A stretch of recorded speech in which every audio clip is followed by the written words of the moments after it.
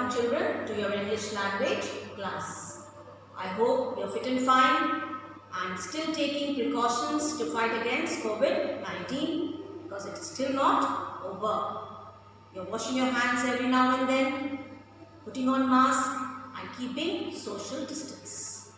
Children, I hope you're very serious with your studies now because very soon we are going to start the second semester examination.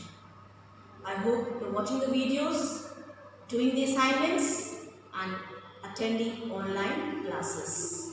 Please obey your parents at home and listen to them and sit for studies. Children, you need to be very, very serious because if you don't study, you're not going to do well. And if you're not going to do well, you'll have a weak base and you'll have problems in the next class. Okay, I hope you understand that. Children, in the last video tutorial, I taught you about idioms. And today I am going to teach you about proverbs. What are proverbs? Proverbs are short sayings in English language that express a truth or a piece of advice. It is based on experience or common sense. So I am going to teach you this on the board. And I am also going to explain you the meaning of these proverbs with a few examples.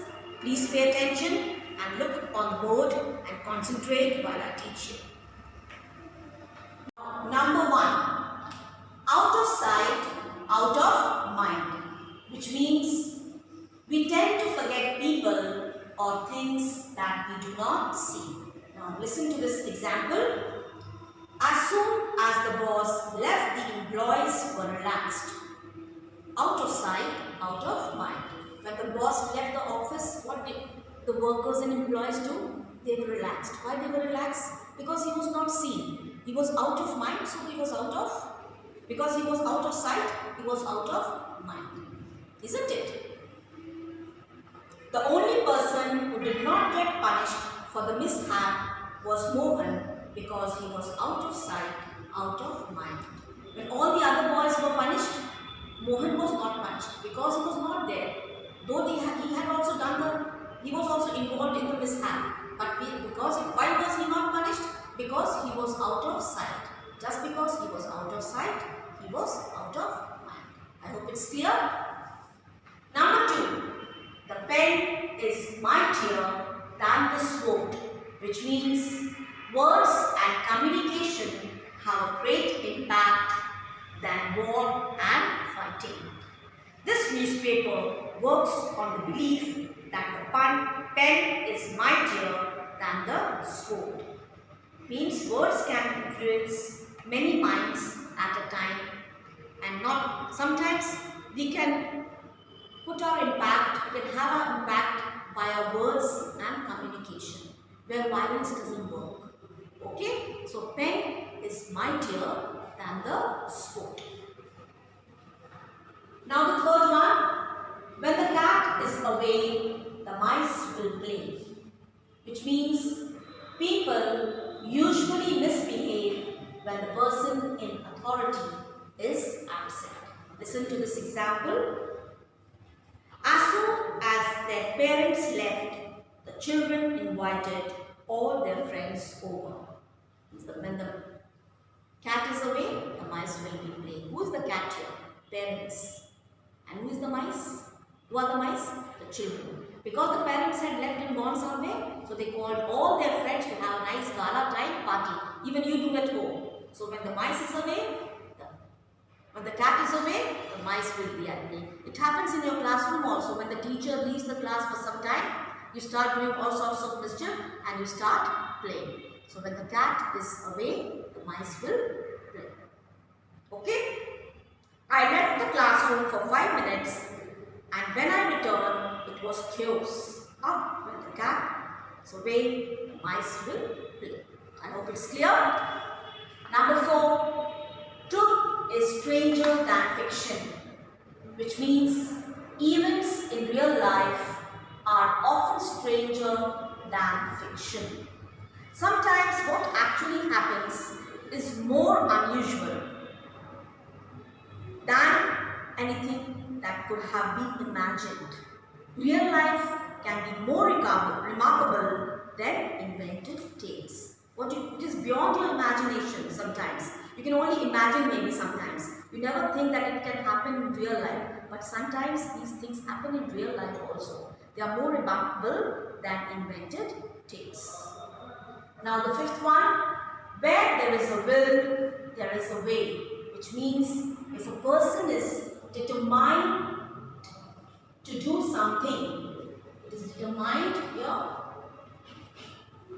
he or she will always find a way to do it, children. Where there is a will, there is a way. For example, sometimes what happens, you don't do your homework and come to school. And when the teacher asks you, why you didn't do your homework? You say, Miss, somebody came to my house and then we were about to go to the market with our parents. And then my mother did not cook food. So we had to go out to the restaurant. You make all sorts of excuses and you say you did not do your homework. Because you did not have the will to do it. Isn't it? If you would have had the will to do it, you would have done it. You would have found a way.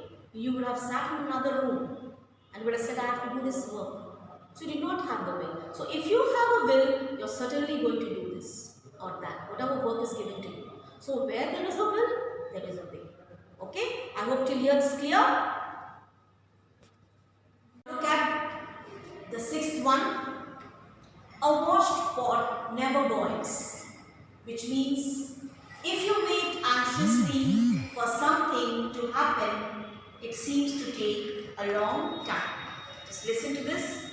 Time passes very slowly when one is waiting for something to happen, if that is the only thing one is thinking about. For example, you are in a hurry, somebody is sick in our hospital and you want to reach them, isn't it? But what happens? You're going in a car and it seems that the car is moving very slow and the place is not coming. You're not able to reach the destination. It is not so. Because you are watching the pot, because you are waiting anxiously for something to happen, isn't it? So it seems it is going slow. Actually, it is not going slow. Okay? The next one, that is number 7.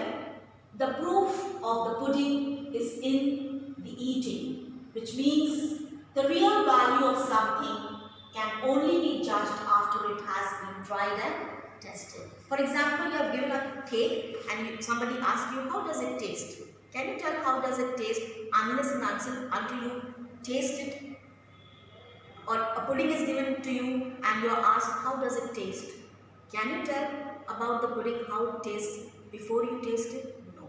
You have to give the proof after eating it, isn't it? In the same way, if something is asked to you about something, you cannot give your remarks on it unless and until you test it.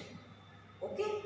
So, the proof of the pudding is in the eating. Now the last one, familiarity breeds contempt, which means knowing somebody closely leads to lack of respect as one becomes aware of all their flaws. So what happens? When you deal with a person, when you grow close to a person, then only you know the demerits of that person and you start disrespecting him. Isn't it? So unless and until you go close to the person, you're not going to know his or her flaws and you will not know how that person is. So familiarity breeds contempt. That's all for today, children. I hope you have understood this lesson well. So please go through this lesson nicely, go through the proverbs, learn the meanings of these proverbs and try to understand how they are used in your daily life. How can you use them in your conversational as well as written English? That's all for today. Thank you and have a nice time.